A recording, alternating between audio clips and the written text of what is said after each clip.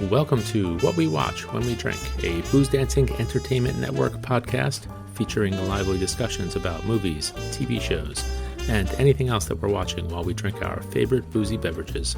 If you enjoy this show, please subscribe on Apple, Spotify, Stitcher, Google, Audible, and anywhere else you get your podcasts. You can also find us on boozdancing.com, and if you have any questions, comments, show or drink suggestions, email us at boozdancing@gmail.com. We'd love to hear from you. Hey, hello. Howdy. Howdy. The Booze Dancing Network is live once again in 2024. A lot of people thought we were coming back. A lot of people thought we were on a hiatus. A lot of people thought we were canceled. They were very wrong. We are back. We should have been canceled, but we weren't. Nope. We got a respite. There was a big letter writing campaign from all of our fan, and he just sent in lots of letters to the network, and we are back again. We are live tonight on, what'd you say, YouTube, Facebook, Twitter, LinkedIn, and probably Instagram, we think, tonight. Is that correct? Potentially Instagram. So you can send us your comments in wherever commenting field you have on whatever app you're using. This is the What We Watch When We Drink podcast, the Booze Dance on the Booze Dancing Entertainment Network, the unofficial podcast of spring training. Give or take, we are about 30 days from pitchers and catchers reporting in Florida and Arizona, and spring will unofficially be here. And hopefully, what will we have, boys? Say Baseball? Warmer weather. Warmer weather, God. Warmer weather. We hope so. When the pitchers and catchers start coming out and spring training games are here, that means warmer weather is nearby. Why can't we be the official podcast of record for, the draft deadline for the NBA? That's coming up sooner. We could be. Well, maybe they'll sponsor this next time. Maybe. We'll see. Unofficially. So do we get unofficial money? Are they going to give us unofficial cash? We are really good with unofficial money, by the way. Oh, a lot of people don't know that. Yes. Totally. I've been printing it for years. I think the entire country is running on official money, frankly. That's right. Just a little card. It's plastic. Right? That's right. Exactly. Until the tax man comes collecting. So normally we do these things on a Wednesday. But tonight we're doing... Is it a Wednesday? It's a Tuesday, right? It's Tuesday. This is a Tuesday. It's a Tuesday. And then this will be a podcast on a future date. But we are live tonight. And we are going to talk about whiskeys that we got as gifts or around the holidays, stuff that was left at our house or given to us. That will be our quaffs of choice tonight, and then we got a really fun movie to talk about too. Correct? Yes, correct. Absolutely. So where should we start? Should we start with our whiskeys or and do a cheers? Yeah, let's do that. It's always good to start with a drink. Wet our whistles, if you will. So why don't we pour our drinks? Yes. Clink, and then we'll talk about our drinks. Okay. How's that sound? Sounds good to me. That's what they told me to do in production. So sounds good to me. Big production meeting this morning.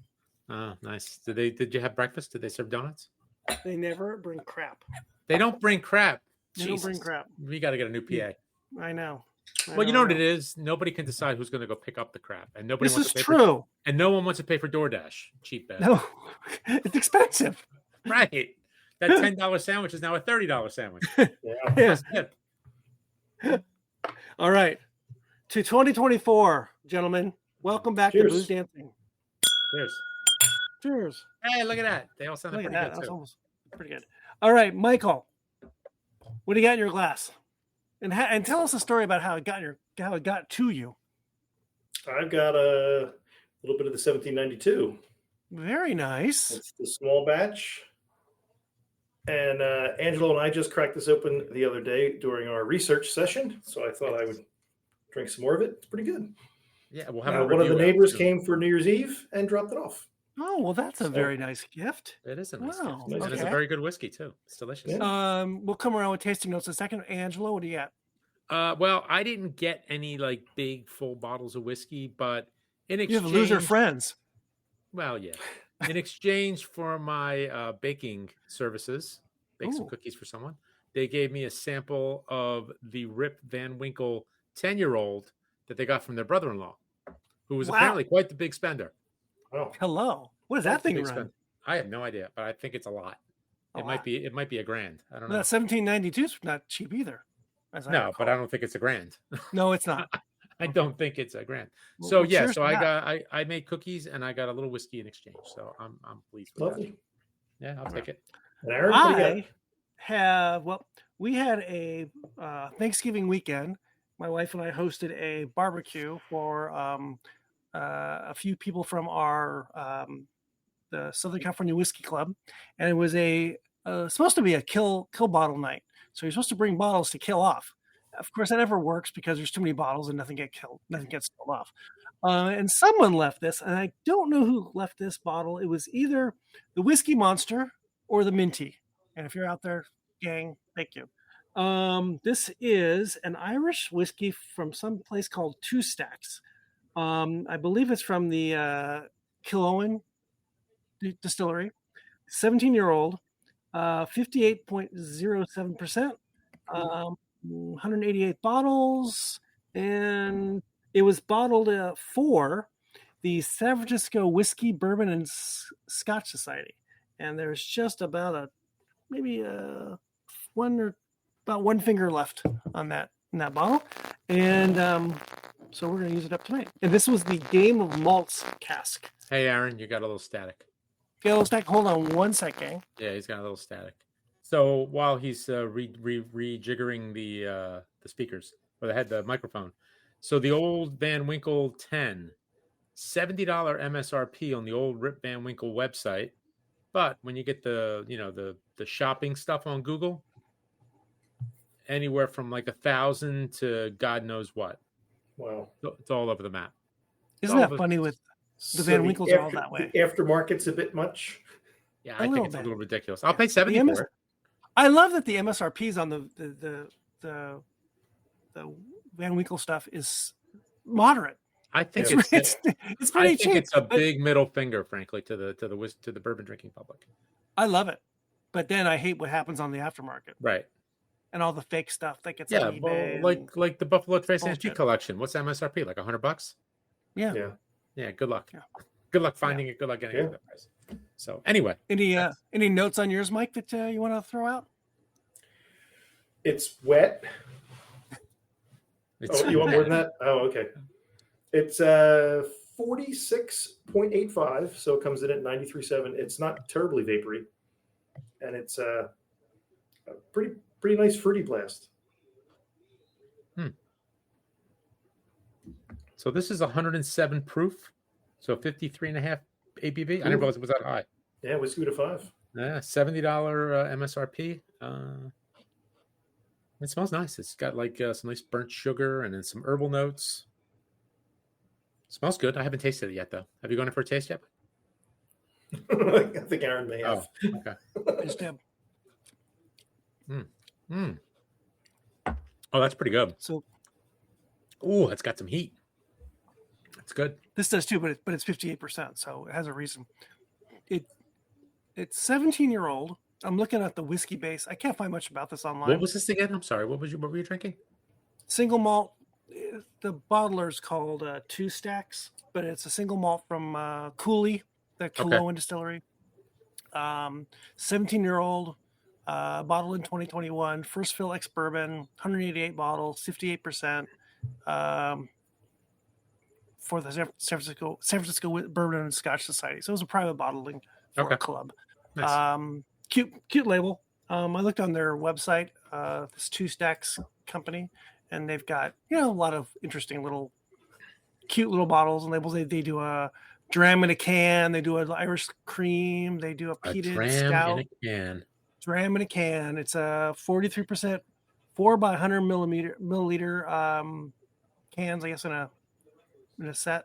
That's a big thing for them, it looks like. But they've got a bunch of regular whiskeys. They got a blend. They got a double barrel. They got a little bit of everything. I don't know who they are.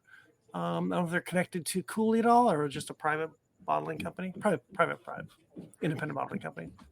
It's good, but it's hot so far. Good.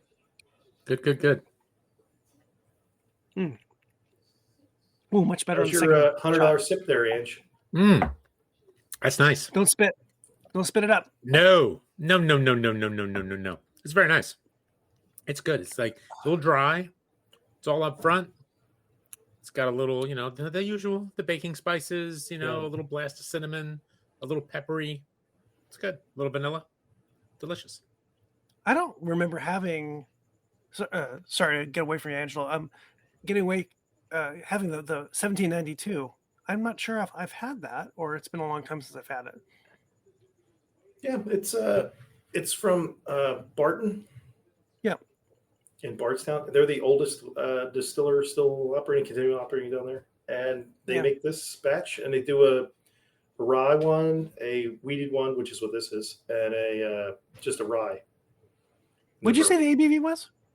It's 46.85. 46. Yeah. And the bottle itself goes for somewhere between like $60 and $70. Yep. So it's an approachable bourbon. It's not super pricey, but very nice gift for the holidays. That's for sure. Yeah. Somebody dropping it off. That's nice. Okay, we're going to come back to these whiskeys in a bit, and we are going to go into our feature film for the evening, The Last Seduction. And I'm going to let Gilo give us the rundown on The Last Seduction before we start jumping into this thing. All right, I'll give you a couple of just facts and figures, nice and quick. So release date, October 26th, 1994. Budget, $2.5 million. Gross box office, $5.8 million. It gets a 7 out of 10 on IMDb. It gets a 94% on Rotten Tomatoes. It has a Metascore of 85. Would you like a brief plot summary? Give us a rundown. No? Yes, definitely. Yes. It's a little long, but okay. Bridget Gregory. Narrow it down a little bit. No, I'll try. Go ahead. Bridget Gregory has a lot going for her. She's beautiful, intelligent, and married to a doctor. But as her husband Clay discovers, all of this is not enough. After persuading him to sell medicinal cocaine to some drug dealers, she takes off with the money, almost $1 million, $700,000, and goes undercover in a mid-American small town. Because Clay must pay off a loan shark who will otherwise damage him severely, he keeps sending detectives after her, trying to retrieve the money. When Bridget meets Mike Swale, a naive local who is blinded by her beauty and directness, she devises an elaborate, almost diabolical scheme to get rid of Clay once and for all. And I wouldn't say it's almost diabolical. I would say it's diabolical. Yeah. It was diabolical. It's really not there's really no gray area here. No. This is diabolical. This is downright evil. And I got to say, she was fabulous. Fabulous. Had either of you seen this before we watched it? I saw it when it came out in the theater. So, and I really liked it. And it was, it's kind of sleazy, and I kind of liked it. You're the king of sleaze. I am. I'm the sleaze king. Oof. I swear I've seen it before because the story seemed very familiar, but I couldn't, parts of it still surprised me. Some of the characters that came across and a little bit of the action. Uh-huh. I'm the same way. It feels like I've seen it. Yeah. There are parts of it that are so memorable, but I can't remember. I had to have seen it on cable at some point in the last 30 some years. I mean, big bags of money and killing all your partners isn't exactly an uncommon trope in movies.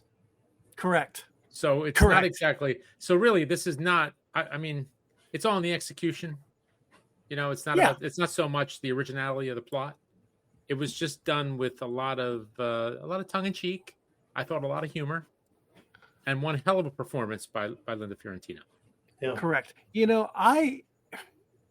I didn't look at. You told us we picked the movie to watch, and I didn't really know much about. I knew of it, I should say.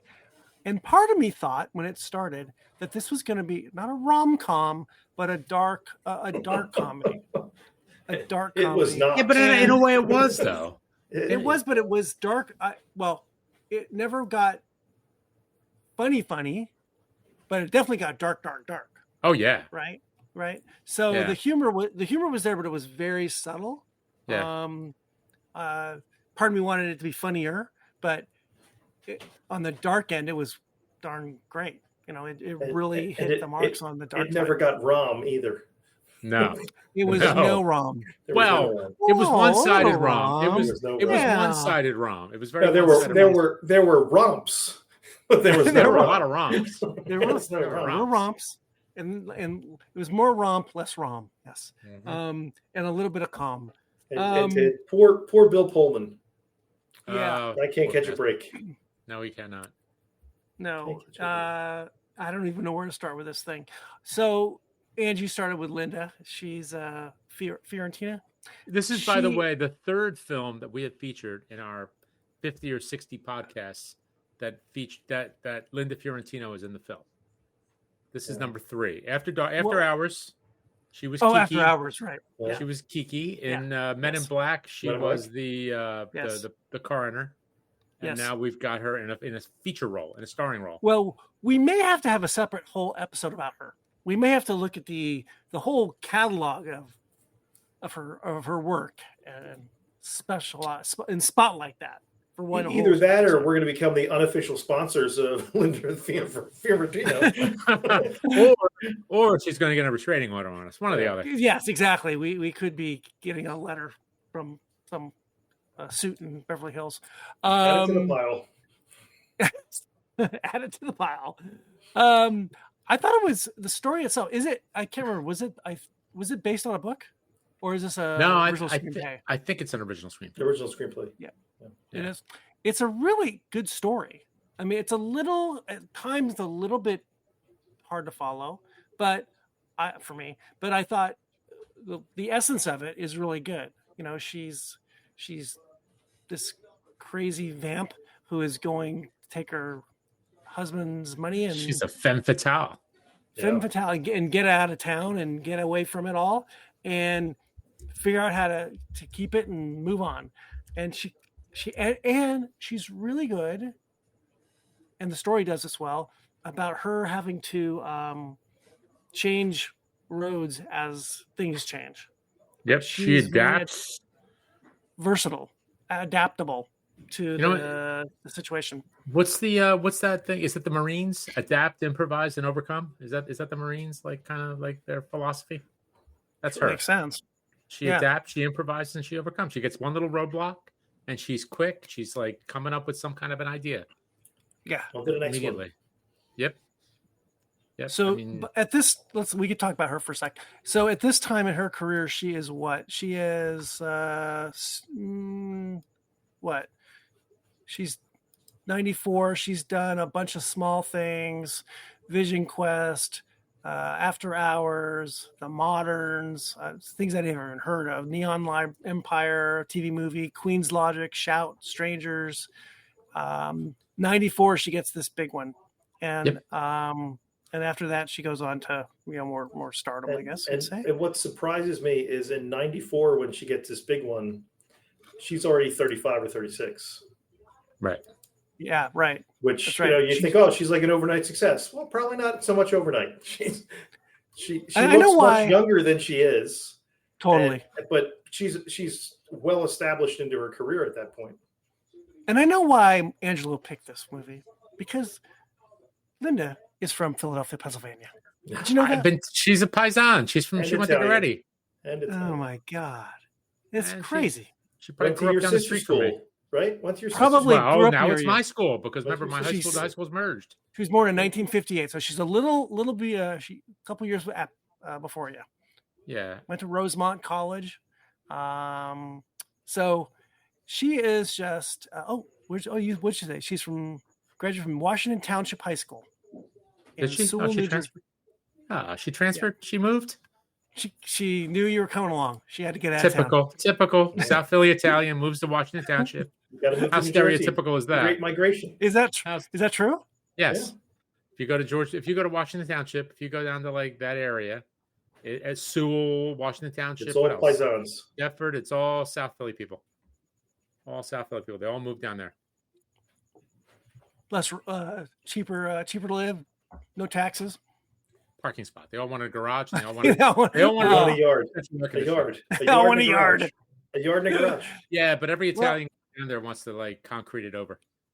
Well, interesting you say that, because in the movie, Linda, what's her name? Bridget, Bridget. leaves town with this big stack of cash. And where does she go? The suburbs of Buffalo. Yep. Right? And what does she get? She gets a house with a yard. Yep. Doesn't she? Best Right?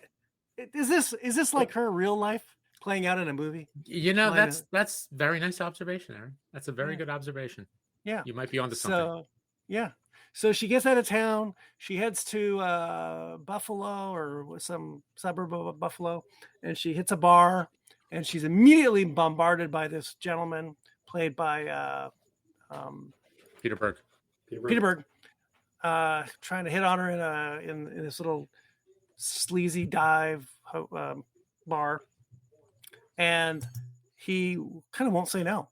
he won't stop, and before you know it, she's kind of enveloped him into her story, right? And before you know it, she's working at the same company as him. How does she do that? We don't know, but she is taking on new persona, and now has a job in the insurance business. And a name change. A name change. Come back to that in a second. And then she's all the while she's trying to figure out how to figure out how to do what she can do with all this money and get out of town somewhere else, right? What I thought was odd is she leaves New York City to head to Chicago and winds up in Buffalo. Yeah, it's not exactly the I'm not sure if anyone's seen a map. That's not on the way. Well, yeah, it's kind of indirect, right? That was peculiar. So the goal was to get to Chicago. Yeah. Stops in Buffalo, up suburb of Buffalo, and things just change. Here again is her adaptability. Her original game plan changed. She's going to stick around. Now this guy is kind of sucked into her life somehow, and she's going to figure out how to make him part of this whole thing, right? She's just very good. Her character is very good at just kind of going with the flow and making it all work. Well, you know what worked for that? She called her lawyer, and her lawyer gave her lawyerly advice. Yes. Because she said she's going to Chicago, and her response was, well, is he going to think you're going there? You stay put. So, right. You stay That's put. true. And that was J.T. Walsh. Yeah, I was really surprised. I didn't remember him being in that. Which I think I saw somewhere. He did all of his stuff in one day. Yeah. Really? Yeah. He's just in that room, right? So in that lawyer's office. And back home in New York City, our friend Bill Pullman, who plays the husband to Bridget, is really not happy. So he tries to track her down and uses a couple of detectives. Yeah. The first one played by Bill Nunn, which we've all seen a million times. Great actor. And Bill Nunn is really a special person to me, in a distant way. Was he in Rush? He was not in Rush, but his father... He wasn't in The Wire, so he's not very good. His father was the architect of the Pittsburgh Steelers dynasty in the 1970s. Really? His dad was the player director of the Steelers. Really? And played in the NFL. I think he's in the Hall of Fame. Yep. And then his son, I think the younger Bill Nunn, I think he played football in college, I think. I could see it. But got into acting. So the Nuns are good folk. And he was Radio Raheem in what's it called? In Do the Right Thing. Oh, there you go. Let's see, Bill Nunn. I think he's from Pittsburgh. Yep, from Pittsburgh. Yep. And he died at 62. That horrible number, 62. I hate that number. But he's Bill Nunn the third. Actually, I guess his dad was the second. Okay. Okay. So Bill Nunn's hired to track her down, and he catches her. Catches her in Buffalo. They use a little wiretapping or tracking her phone calls, and Bill Nunn goes out to Buffalo, finds her, is going to take her back, and make her bring back all the money back, etc., etc. He makes her drive in a car. This is like so brilliant. Like a little thing in the movie, right? where she's driving this car down this mountain road or wherever, and she notices that this car only has a driver's side airbag. They call that the good old days. The good old days. And she says, and he's in the passenger side, and she speeds up and flies into a tree or pole, and he flies through the window and dies. And all of a sudden, go ahead. Well, there was a couple things, right? Like they knew she was in Buffalo, but Bill, what's his name? Pullman. Bill Pullman's character figured out what her alias was going to be. Correct. Because of a little thing she knows how to do, which is write things backwards. Yes. So she comes up with that it's going to be, New York spelled backwards. She's Wendy going Croy. by Wendy Croy. Yeah. So then I guess they looked around and found the address and all that kind of stuff. Found her somehow. Though there was no internet back then. If you think about it, it's pretty crafty because there was no internet, right? She probably didn't have a phone yet. How long could it take to get her listed in the company? She was only there for like a week, maybe, right? So when they first track the phone call, all they get is the area code. I think. Right. Yeah. That's all they could get initially. But the guy's a private detective, so maybe there's a way to do it. I don't know. Yep. I also think a lot more time is supposed to have lapsed. Right. This couldn't have been. Yes. Bill Pullman has his business where he's selling prescriptions out to people Right. to make the vig on the money he borrowed. Yeah. And eventually a guy breaks a thumb. Yep. It doesn't happen right away. Yep.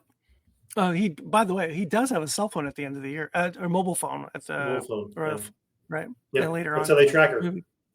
Yeah. Right. The so she gets Bill Nunn killed. So now she's not being. Well, let's not forget now. He was wearing a seatbelt. She got him to unbuckle that seatbelt because this is true. Yes, so more of the devilish thinking on the fly. demon brain of her. The fatale. Yes. Yeah. The fatale part. Yes, she gets him to unbuckle.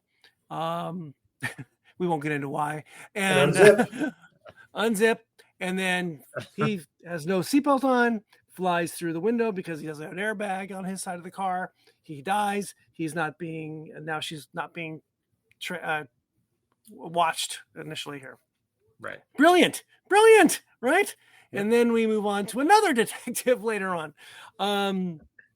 The ups and downs of the movie are just really fun. Fun in a dark way, but fun. She goes to work at this company that. She lies to get into this company as an insurance. Oh, by the way, you should go back. When the movie starts, her job is she is selling like gems, like coins, commemorative coins, commemorative coins, which are probably fake, and they're she's a hard ass like in Glengarry Glen Ross, right? And she's just a hard ass head of sales for this place. But she's only doing it for a means to an end to get the hell out of there. She just walks away from it all. And then she just kind of lies her way into a job. She finds something in the classified section that this big insurance company is looking for head of. It was like director of sales or something like that. And so she's she's telling her story to the vice president and weasel her way into an office, gets into her own office. Yep. Right. Well, and it then sounded like has her own. But it sounded like when she took the job, she told the guy his real name, right? She told the guy her real name, so he could check the references. She was running from her husband and everything else. Right. Yeah, she told her that part. Yeah. Right. And you'll be Bridget here, and nobody's going to know. I'm not going to let anybody know about your situation, right. And you're just one of the family here, right? So she's working for this big company, so she's getting a paycheck, and 401k benefits, all that stuff. Yep. And she gets a nice house in the suburbs, and but this guy, I keep forgetting his name. Mike Swale. Mike Swale will not leave Peterburg, and so he's this anchor, and he wants to have a relationship. He's divorced, I think he said, or I can't remember. He's not divorced. He left his wife. Oh, left his wife, right. He left his wife. Yes, and he really wants. She's exciting. She's enticing, but she's not forthcoming at all, and he wants to know more about her. and she relents and brings him into her life, and he thinks he's, in, right? Well, yes, he's in, Yeah. but he's not in. He's not in, right? He thinks he's in, but he's not in. But he's not in. And then one night he's talking about insurance stuff, and she comes up with a scam based on what he's told her about. I don't know. Mike, you describe that insurance scam. He's a claims adjuster for a life insurance claim. And when he goes to tell the wife that the husband has died, the wife is ecstatic that he's dead. And when he tells the wife how much insurance the husband had, she mentions that, if she knew that, she would have killed him earlier herself instead of letting an accident do it. And this gets into Linda Fiorentino's head to be like, well, maybe we should be cross-referencing large life insurance policies and horrible husbands.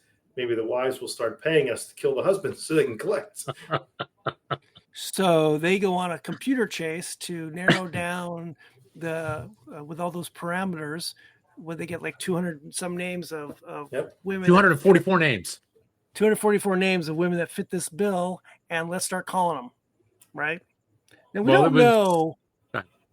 We don't know whether she really at this point wants to, like, is this a means to the end of the movie that we see, or is this the means to actually making a lot of money? We don't know if it's a bigger scam that she's got planned, but ultimately it just becomes a one-time event. Right. So our friend Bill, why can't I remember his name? Mike Peter Berg. He's just becoming, infatuated with her, but he's murdering somebody. That seems like a bit much. I don't want to be a part of that. But hey, it's Linda Fiorentino. That's Maybe right. I'll say yes. That's right. Whatever it takes to get the girl. And this thing keeps going on and on. All the while, another investigator comes via New York to watch her, and from her ex-husband, Bill Pullman, and all she really wants a divorce. That I think that's legit. She really wants to get divorced, and this attorney, played by J.T. Walsh, gives her, where to go, how to get this done. So she does get tracked down again by another detective, investigator that her husband's hired, and she loses that guy too.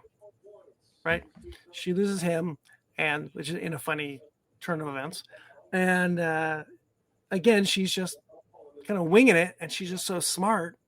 She just can get out of these little situations and think of something off the top of her head to get out of a thing. And then its next up is trying to go to New York and do this murder, right? And with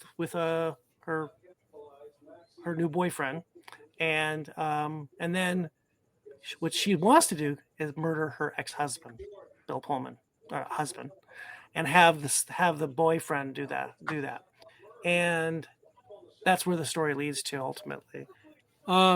It really is. I know it sounds convoluted over here on the podcast, but it's a really neatly devised story of how she goes from a commemorative coin salesperson, steals her husband's drug money, to keeping the money by coming back and having him murdered. It's really a well-devised movie all the way through. Story. Thoughts? I thought it was a little slow. They could have picked up the pace a little bit. But besides that, I thought it was really well acted. Peter Berg plays a great, hard luck dullard. I mean, he's in a lot of movies where he's not the brightest guy around. And Bill Pullman plays the sad sack really well. And the rest of the supporting cast, his two friends in the bar were great. Hank from Breaking Bad. They were great. Hank from Breaking Bad. Yeah, that's right. They were great. And Bill Nunn was great. And J.T. Walsh was great. Like, it just really worked out well that all the people they rolled into were like, these people really worked out well. Yep. Yep. I mean, So- she's clearly was the star of the show. I mean, there's no denying that. Yeah. There's no doubt that she's the star of the show. Yeah. You read from Wikipedia. This thing is, in the top tens of that year in so many lists, of movies. Roger Ebert, Janet number Maslin, 5. Yeah. Bob Strauss on the Daily News here in LA. Just well received. So many awards. BAFTA Best Actress, Chicago Film Critics Award Best Actress, the DGA for dramatic special effects, whatever the Edgar Allan Poe Awards are, Best Motion Picture, Best Female Lead from the Independent Spirit Awards, up and down the line. I don't believe it was nominated for anything bigger, right? Here's the thing. Apparently, she got screwed from the Academy Award nomination because it came out on TV before. They showed it on HBO. Oh, that's right. Yeah, it was on cable, right? So she got screwed. Now, of course, if it was today's rules, it wouldn't matter. No rules. No, if it was pandemic rules, forget it. Yeah, and because it got to a movie, she probably wasn't to a movie theater. She probably wasn't eligible for an Emmy, so she probably got screwed by both of them because of the rules. Right. Yep. Yeah, different world back then, for sure, and a different world now, I guess. Now I'm a little surprised, as well received as it was, that it didn't make more money. Yeah, not that $5 million in '94 wasn't a lot, but. Yeah, but it was a small indie. Was it rated R? I assume it was rated R, right? Yeah, I guess that's probably why. I guess R-rated movies don't make a lot of money. Didn't make a lot of money. You had Body Heat, you had Body Double, you had this, you had the movie Jade. They all had the kind of like noirish, femme fatale kind of things going on in them. Yeah, they weren't all at the same time, though. I mean, we're talking. No, I'm just saying through that whole like '80s and '90s, and I guess they all came out, and I just thought this would have done more box office than, because I think the other ones did more. I mean, I saw this down at the Ritz in Philly, so it wasn't on a main theater. Yeah. It was just small art house theaters. So they said opening weekend, I think, was like $45,000. Yeah, a couple grand. So it probably only opened maybe in like New York and LA or something. Yeah, and then it expanded from there. Yeah. It'll be interesting to see what else was on that same weekend when it came out. Yeah, I don't know. Really, you guys talking? I'm going to look that up. That's really not much money. She's just really, really bad. She's just a bad person. She is just really bad. She's got like, I don't know. She's got like an attitude. She's just got like this smirk. It just works. Just so bad. Like I said before we started, she may not be the most not like Charlize Theron, right? You see her, it's like, oh my God, she's breathtaking, right? This one, no, she's got something else. She's got an edge to her. She's got an edge to her. So here's a couple little factoids. So Linda Fiorentino was offered the option of letting a body double do the love scenes, but she chose to do them herself. Wow, that's an actress. That's right. She's honed her craft. Number one, she's honed her craft. She came up with the idea to put the cigarette out in the pie. Yeah. And then there's this whole big thing with Peter Berg, the chain link fence sex scene with her outside the bar. Yeah. Let me just read what he says here. What I remember most about it was we were shooting it at the end of the night. We never got a chance to talk about how we were going to do it. By the time we got outside the shoot, it was like 5 a.m. and the sun was coming up. We had no plan, and I didn't want to do something that looked embarrassing or stupid. I didn't want to appear to be just designated sex toy without some plan. I was suggesting that maybe we come back another day to shoot. John Dahl was upset because he didn't know he had time to check back, and I was being all nervous, and Linda was just smoking a cigarette watching. After about 10 minutes of me rambling on, she threw down the cigarette, looked at me, told me to shut the F up, take my pants down, and get up against the fence. She said, John, get a camera, and she climbed up on me against that fence and told John Dahl to shoot it, and that was that. She thought of it, she conceived it, she executed it. It was awesome. What I liked is while she's the femme fatale, she's classy. So when they're up against the fence and other people exit the bar, she made him stop for a minute because she didn't want people to know what was going on. Yeah. She's classy. Yes. I get the sense after reading a few of these little stories from the movie, that there is, she kind of winged some of the movie herself. She's a bit, this is her doing her thing. whatever, she's got into character. This is how I'm gonna How get would the this most out of it character right act? now. I got it down. This- Yeah. I'm gonna do this, Yeah. like the chain link fence thing, Yeah. or little hand movements or eye rolls or whatever in the movie. I think just the way she was, just the way in certain scenes she was just smoking. Yeah, totally. She didn't say anything. Just the way she was smoking was like, all right, that basically tells you all you need to know. Yeah, I found this website about domestic box office releases. So the weekend of the 14th of that month, October 14th of 1994, the big movie that came out that weekend was Pulp Fiction, and it did $29 million that weekend. Really? So the next weekend, the 21st, the big movie is something called Love Affair. I don't remember what Love Affair was. Never heard of it. But it made $9.9 million. And also out that same time was Bullets Over Broadway, Radioland Murders, A New Nightmare, Little Giants, Exit to Eden. So those are the big movies at the time. Yeah. So that this gets released 5 days later. But I think what's going on here is you've got everyone going to see Pulp Fiction. Yeah. And because it did $29 million, and then everything after that is nothing for the rest of the month. It's The Road to Wellville on the 28th with 1.9, something called Silent Fall did 1.1, and then little old Last Seduction did its $49,000. Yeah. But like you said, Ange, it was in 100 and well, this is interesting. It did $49,000 in 150 theaters. Now, Pulp Fiction was in 1,400 theaters. Oh, that's a big difference. Yeah. Okay. It's that maybe you'd have to do the math to see what that is per screen, but right. It wasn't a wide release movie, so it was, and it didn't probably pick up a lot of traction, so it didn't build much after that.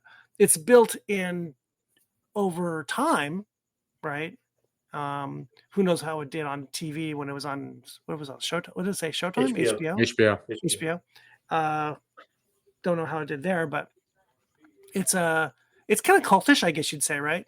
That almost like After Hours, a little bit cultish, I think. Even though it's got some highly acclaimed, award nominations and things, but it's definitely not a big movie. No, not at all. No, not at all.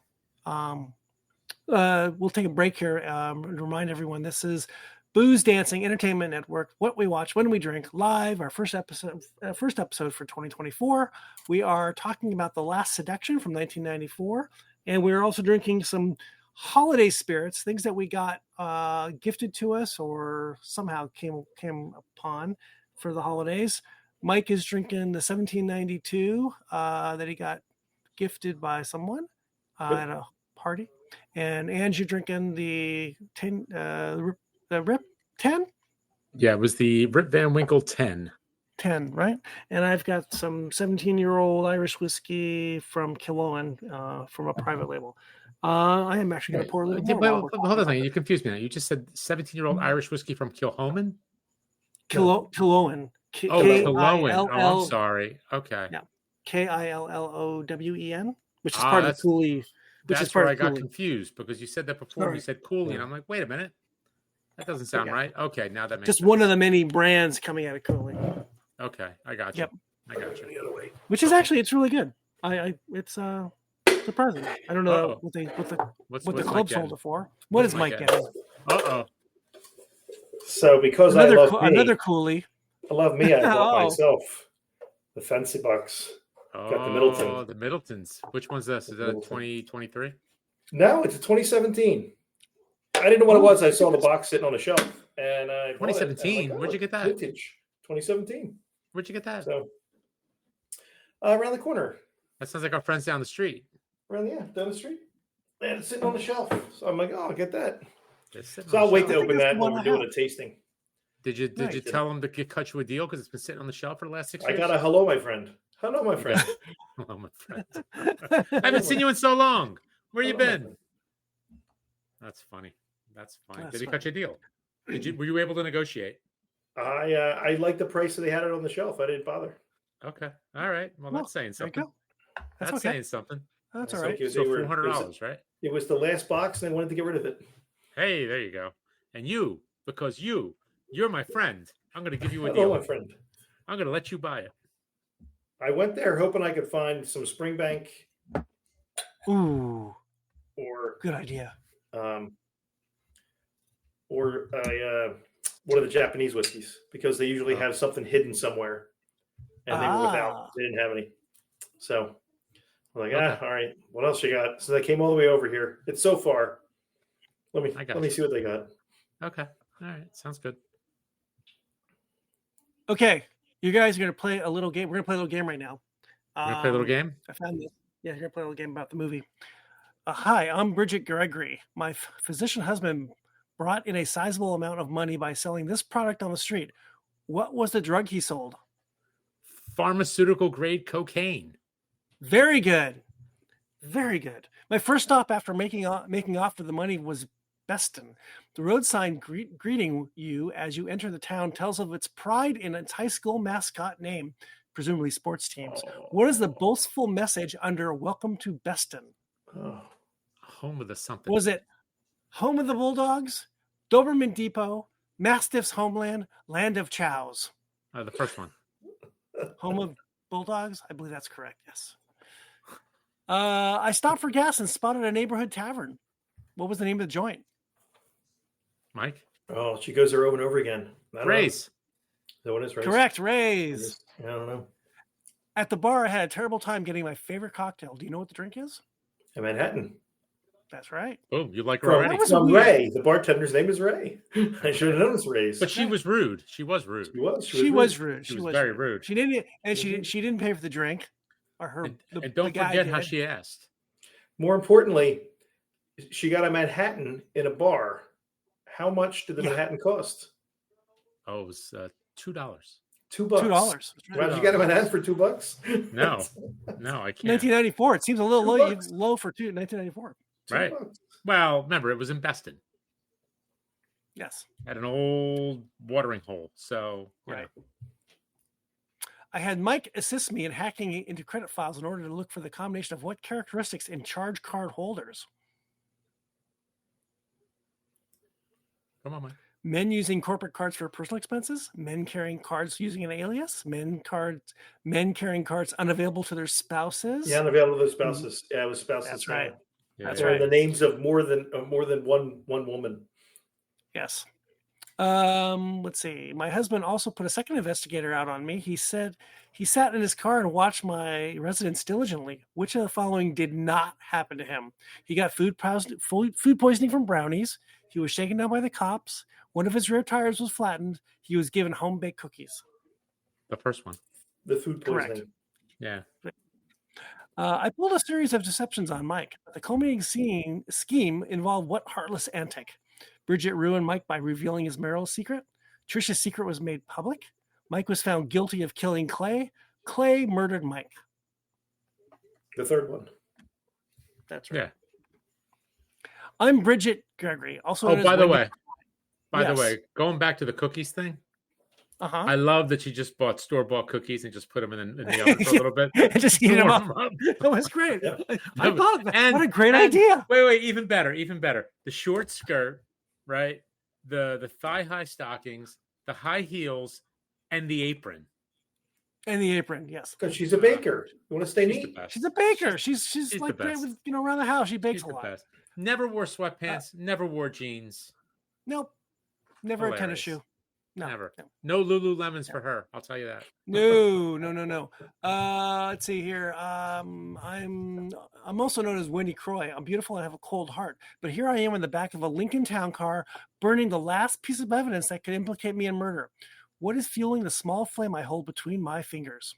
The Cahill tag for the address or whatever. Yeah, the name off the mailbox. Mailbox tag. That's right. The mailbox or the buzzer? Right. The buzzer? Mailbox? Both? Mailbox. Yeah. I thought about that, though. Why wouldn't she have just taken it off when she went upstairs at the end?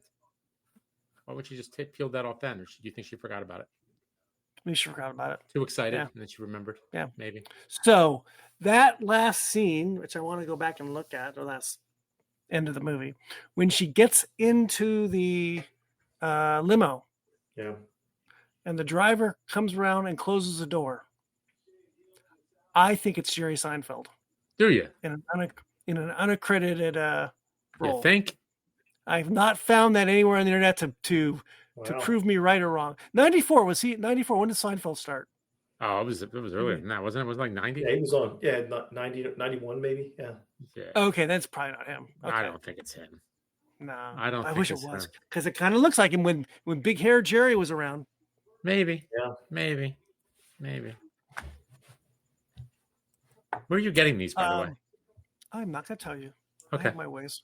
All right. Yeah, I have my ways. Yeah. There was another thing I wanted to share with you. Give me 1 second. I'll find it. Yeah,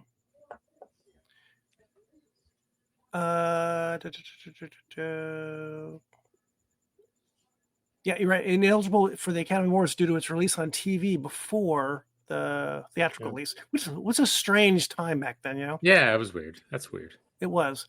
It was considered a commercial success, limited release, but it grossed $5 million. I guess that is a lot for a small. No, it's doubled the budget. Yeah, double the budget, right? And there was probably no production budget, no promotion budget. No, probably not. Yeah. Whereas No, now word of mouth. you got to make twice just to cover the promotion budget. Now it's Right. Then they probably didn't do anything. $500,000. Last Seduction was ranked at some point, was ranked by Entertainment Weekly as one of the 25 sexiest movies ever. It was pretty sexy. It was. Yeah. Well, she was. She was. Well, I think. Well, the scenes That with did the her. job. I mean, Yeah, exactly. scenes without her are not sexy. No. Not Just her enthusiasm, her laugh, just reveling in the diabolical nature. You know, just clearly having a good time. It was initially intended to be a direct-to-video release. However, due to its critical acclaim, it received a limited theatrical release and found success on the big screen. And it got screwed at it got screwed in the award season. Totally. Yep. See, no faith. That's what you get for lack of faith. And by this, the guy wrote screenplay too. Right. Yep. Let's talk about the cast a little bit. We can talk about a little. I'm not totally familiar with Peter Berg. He was in, I think, a few things like Friday Night Lights, I think, right? He actually has a pretty big behind-the-scenes career. Directing, is that producing. Right? Oh, okay. Yeah, he does a lot of producing. He does a lot of work with HBO. Looks like he was an executive producer on. Let me see where he's a producer. He's got like 60 credits as a producer. He directed Very Bad Things, The Rundown, Friday Night Lights, The Kingdom, Hancock, Battleship, Lone Survivor, Deepwater Horizon, Mile 22, and Spencer Confidential. Huh. Interesting. So he's most of the movies work. Most of the movies he was in, I don't recognize them at all. Looks like he did 5 seasons on Chicago Hope. Chicago Hope, Friday Night Lights. He produced a 30 for 30. Oh, he directed a 30 for 30, The King's Ransom. I don't know what that one is about. Okay. Wow. He directed a Ballers episode. Interesting. He's written, he's directed. He's a busy guy. He's done a lot. Yeah. Let's see. How old is he? He is. He's 60. 50, he's going to be 60. He'll be 60. He's another March birthday. Also, Linda Fiorentino, also a March birthday. There you go. And it's surprising that he's 6 years younger than her. Right. Because he didn't seem like he was 6 years younger than her. No, not at all. Yeah, not at all. Bill Pullman. I've always been a fan. Never heard of him. Pullman. Yep. 70 years old. Wow, he's 70 years old. Really? Yeah, I'm surprised. Well, he was in what was the one movie, Independence Day? Wasn't he the president? He was. I think he was the president in that. You're right. He was in lots of movies, right? Yeah. He started out in space. He was in Spaceballs. Was he really? Oh, that's right. He was. He was the Lone Star. Ford. He was that's the right. Harrison Ford character, right? Yeah. Newsies, A League of Their Own, Singles, Sleepless in Seattle, Wyatt Earp. I'm just listing the ones I know. While You Were Sleeping, Independence Day, Lost Highway, Lake Placid, Titan AE, Igby Goes Down. What is that? That's Dear with Wendy. That's with. Oh, really? From Yeah, I know. What's his face? From Succession. Roman from Succession. Kieran Oh, Culkin. okay. Oh, okay. Yeah. He was in Independence Day Resurgence. Guess that was a sequel. Independence Day 2, Electric Boogaloo. Equalizer 2. Then he did a lot of TV. Cagney and Lacey, Tracy Ullman, Night Vision, something, whatever that was. Revelations, Law and... Oh, hey, he did Law and Order. That's shocking. 1600 Pen. Oh, 1600 Pen, 13 episodes of that. The Sinner? He was 32 episodes of that, whatever that was. That's a weird show. I watched the first season of it. It's very bizarre. Never heard of it. So that's his biggest TV thing. He did it for 3 years, 4 years. And apparently he's in This Fool, which I like. Yeah. Oh, he said, oh, wow, look at that. One episode, yeah. You see Right. that? So he's always been good. He's always fun to watch. And the other ones in this Don't forget Dean Norris. Don't forget our boy Hank. Yeah. Yes, From Dean Breaking Norris. Bad. Yes. He is. That was a little fun, shocking seeing him. Yeah. It was, whoa, what is that? And Younger, JT slimmer, Waltz. with a little bit of hair, like me. Yeah. How old is he? He's 60. Another 60-year-old guy. Yeah. JT Waltz, he's JT Waltz is not young. He's born in 1943. He's been around forever. I mean, he's another guy. Wow. He's another that guy. He's always in something. He's always good. He's always very good. Well, I did not realize he was that old. His filmography's got to be huge. It is not small. He's got 79. His first movie was in 1983. Wow. Okay. And boy, Good Morning Vietnam, Tequila Sunrise. By the way, you know who I just thought he could be interchangeable with? Remember Clarence Beeks from Trading Places? That guy who was also the guy who was the dean of discipline or whatever in Breakfast Club. Breakfast Club, yeah. I could see that. I could see those two guys interchanging roles. Yeah. They have a similar kind of thing, you know? They got a little similar thing to it. I think there's a couple, we were talking about Linda Fiorentino. I think there's a couple other actresses currently that have that same je ne sais quoi, who could do what she does. Like if they wanted to remake The Last Seduction. Right. I think there are women actresses out there that could do it in that same way. Tell me who? Who? I can't think of her name, and I just saw an give me article clues. about her. We'll play a guessing game. Why are you shaking your head? Gay. She's gay. Woman. She's a senior woman. She's gay and she's beautiful. And thanks. Did that narrow it down? No. She has 2 legs and hair. She has 2 legs. She has all of her limbs and all of her teeth. What the hell is her name? She was in some movie for a Christmas movie. God, Christmas movie. Oh, this is fun. This is terrible. Movie. We're going to rename this podcast to Senior Moments. She went home with like a friend who's a guy who's supposed to like show his parents off that he's got a girlfriend, but she's better yet. Why you shouldn't drink when you watch. That's true. Another episode. What the hell is her name? The unofficial sponsor, Geritol. Geritol. I was going to say unofficial sponsor of like Dr. Kevorkian's death clinic. Wheat germ. Oh my God. Wheat germ. You're going to go, this is a great. This is a bit, man. This is a bit and a half. So what do we got so far? We've got sexy lesbian woman with 2 legs, 2 arms, a head, presumably hair eyes, and teeth, lips, and a teeth. Okay. A teeth, not a teeth. Very teeth. important. All of her own teeth. Yes.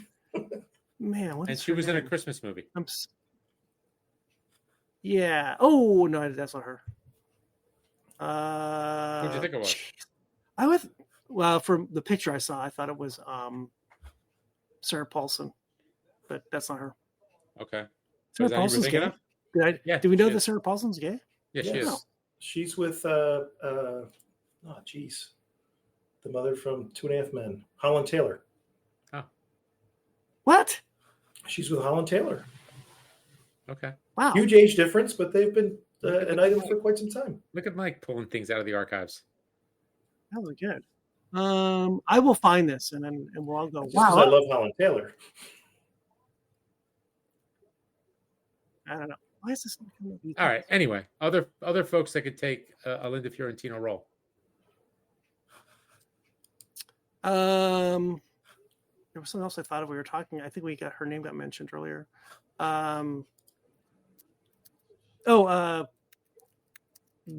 She was in. Oh my god! This is another one. Edit all of this out. This is you know what this is called. This is called the cutting room floor. I may leave this in just because. Because it makes us look really old. Margot Robbie. Maybe. I don't know. No, not Margot. But she's blonde. Blonde can't be a femme fatale. Not Margot. No, just not Margot Robbie. What? Doesn't seem as cerebral. What's her name? Sharon Stone, blonde. She was she played femme fatale pretty well. I think Sharon Stone could have done it definitely in her youth. I think. Yeah, but I think Linda Fiorentino did a little better. How about someone of that age bracket too? Bette Midler. What about Bette Midler? Midler. She'd be good in anything. Midler. Good in anything. Julia Louis-Dreyfus. How about Julia Louis-Dreyfus? Hawn. She would be spectacular. Good in everything. Goldie Hawn. No, Goldie Hawn is exactly who you don't want in this movie, I think. Nicole Kidman actually was a similar type movie, also with Bill Pullman. Where what movie was that? She and Alec Baldwin hatched a scheme together. Listen, I think it's called Malice. Oh, okay. I don't think I ever saw it. But she was just a piece of work. Who? Nicole Kidman in that movie. Oh, okay. Which you wouldn't really think of her as being a conniver, but she was a piece of work in it. Uh-huh. How about Kim Basinger in her youth? Oh, definitely Kim Basinger. Maybe. I don't think she's got. I don't think she quite has the chops though for this. The chops. You are very pro Linda. I am very pro Linda. Pro Linda's she's just good, man. We got to do Jade next. What about like ScarJo or Jennifer Lawrence? Could you see either one of them? No. Jennifer Lawrence is one of the. Yes, she was one of them. Jennifer Lawrence is definitely one of the ones I thought of. Yes, I think Jennifer Lawrence could do it. Maybe. I'm gonna find the other one. From the Christmas movie, was it Mary Steenburgen? Was that what you're thinking? The mother in Elf? No, were you thinking her? No, that wasn't her. Sorry. Ooh, I just checked the score on the Nuggets Sixers game. 26 seconds left. Yes. Charlize, maybe. 26 seconds left. Sixers up by 4. Woohoo! That doesn't mean anything now. And that's another 20. Philly? That's another 35 minutes of the game. That's a lifetime in those two guys. But those two. That's in Philly. Yeah, it's in Philly. And Embiid's got 7 boards, 10 assists, and 41 points. Oh, is that all? And the Joker's got 19 boards and 25 points. 19 boards. 19 boards, 25 points. Jesus. Anything? No. Don't. Oh, we'll do this on another episode. All right. Okay, fine. We'll have to cut all that part out. We'll have to cut all that out. That'll be easy. To go. But anyway, I really like the movie. I actually watched it again today off and on, and it's just fun. It's just a fun one to have on. You know, the enthusiasm, I like when he goes over there and confronts her at the house and she's just playing him like a violin. Yep. You know, and he leaves and take your shirt. He leaves and he shuts the door and they freeze the camera on her and she just laughs. And she knows she won. Just like, what a sucker. What a sucker. This guy is so dumb. So dumb. And by the way, she's sliding under the bed. He breaks into her house.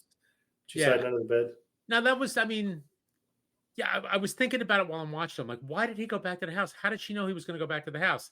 And then I realized, all right, he was leaving a voicemail message. He was going to go back to delete it all made sense. The message. What he's going to do. He's going to delete the voicemail message and all that kind of stuff. But she knows him. Right. She knows what he's going to do. Yep. That's the beauty of the character is that she's really smart. She really knows people. She knows how to manipulate them and get them and knows how they're going to react. The whole thing's a sale. You know, I can get people to buy, fake coins. Yes, I can go. It is. I can sell anything. That opening scene of her in that situation with the coins really tells you a lot about her. Right. The only thing that I didn't understand was the manner in which Bill Pullman dies, where she sprays a can of mace into his mouth. Right. Would that actually kill you if they did that? Well, I think it'll enlarge all your, I didn't know if there was like something in there earlier, because it's like pepper spray or something. I don't know if there was something in there about him being allergic to something. Right? I mean, but I didn't know if there was something in there earlier about him being allergic that I missed. I don't think it matters. I'm just thinking it's going to it's going to swell up. It's going to just choke. No. Right? He's going to suffocate, basically. But all the ways to kill somebody, and see, again, she was thinking on her feet. That's how it goes.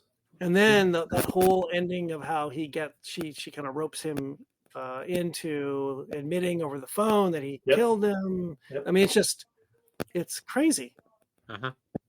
It's crazy. And the actress I thought of is Kristen Stewart. Oh yeah, okay, maybe Kristen. You know what? Maybe Riley Keough.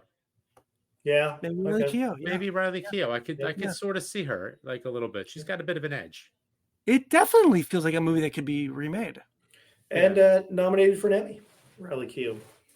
Oh, for your show. Yeah. What, Daisy Jones and the Six? Daisy Jones and the Six. She was good. I like her. Yeah. I liked her in that. I liked her in The Girlfriend Experience, season 1. And she was really good in Zola, where she plays like this. How about the one that plays Shiv? Could she be in this? You know what? Yeah, maybe. I don't think she's going to pull off the sex appeal. Not that she's not an attractive woman, but she's not as like... She's a femme, just not a fatale. Maybe she's more fatale. Yeah, I guess so. Yeah, I don't know. Maybe. I could see it. She could pull it. She could probably do the acting. But there's just, again, something about... What's her name? Oh, and you guys, you called the Emmys. Did we? Succession won 3, and The Bear won 3. There were 2 great shows, right? They were like, they won for scripts, and they won for directing, and they won. Who got actors? Kieran Culkin and Sarah Snook. Okay. Yep. And McFadden. Oh, for supporting. McFadden's so good. And then for The Bear, the lead guy won. Okay. His 3 names, something Alan White. Mm-hmm. And then Jeremy, is that right? Jeremy Allen White, yep. And then the other 2 people, I can't remember what their names are. The girl, Sydney, right? Sydney won? Yeah. Io Ebadiri. Io, whatever. Yeah. And the guy's name, I can't remember what his name is. Eben Moss Backrack. Oh, good. Cousin. Yeah. Well, in the comedy, yeah. Yep. Yeah. It was amazing, considering that was a small show. Maybe not season 2 not anymore. So much, but not anymore. But to pick up 3 of the 4, right? Was really surprising. And the 4th comedy, the best actress went to Your Abbott Elementary Girl. Yeah. Okay. Quinta Brunson. Yeah. Quinta Brunson. Yeah. Brunson. Philly girl. All right. Yeah. Another? Grad, I think. Yeah. I think she's from Philly and she went to Temple, I think. Yeah. So good for her. Well, guys, this was fun. The Last Seduction.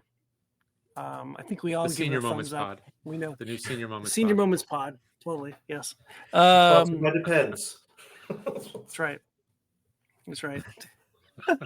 And ARP. Officially sponsored by Marriott Senior Living. Marriott Senior Living. Exactly. 55 I'm having a heart attack. World round. I believe I'm having a heart attack. I'm going to call 912. Ooh, no, I know. Unofficially sponsored by a place for mom. No place for dad, but a place for mom. No place for dad. How about Life Alert? Can we get Life Alert as a sponsor? Can we get that? Can we get that? Come on, I've fallen and I can't get up. Come on. They probably have an app for us that we can probably team up with. Yes, I'm guessing that's a great idea. Absolutely. Yes, right. Absolutely. Yes. So you get an EMT and drinks. Oh, that'd be great. Maybe a young hot guy. Yes. Maybe someone looks like Linda Fiorentino. Come on over. Unalert me. That's right. That's right. Or kill me and put me out of my misery. One or the other. Yes. We'll take that. It can go both ways. Right. It can go either way with her. I have a what's that thing called that you put the word Defibrillator? That's it. Paddles. Put that Paddles. boom. The paddles. The paddles. The paddles. Oh, give me the dear paddles. Lord, dear Linda, give Lord. me the Anyway, paddles. I'm sorry. I interrupted right. you. Finish it up. No. We were this was the first episode of the year. What we watch when we drink. BoozeDancing.com, the entertainment network known as Booze Dancing. We are back this year for a bunch of podcasts and shows. This is number 1. The last Seduction was our movie, and we had some holiday whiskeys that we all were given, and we just had a fun little time. And we'll be coming back to you real soon with another podcast, live first and then podcast later. Watch for it coming out to all those places you get your podcasts shortly. Gentlemen, it was fun getting together. Cheers. And you can roll us out whenever you want, Ange. All right. Cheers, boys. If you enjoy this show, please subscribe on Apple, Spotify, Stitcher, Google, Audible, and anywhere else you get your podcasts. You can also find us on BoozeDancing.com. And if you have any questions, comments, show or drink suggestions, email us at boozdancing@gmail.com. We'd love to hear from you.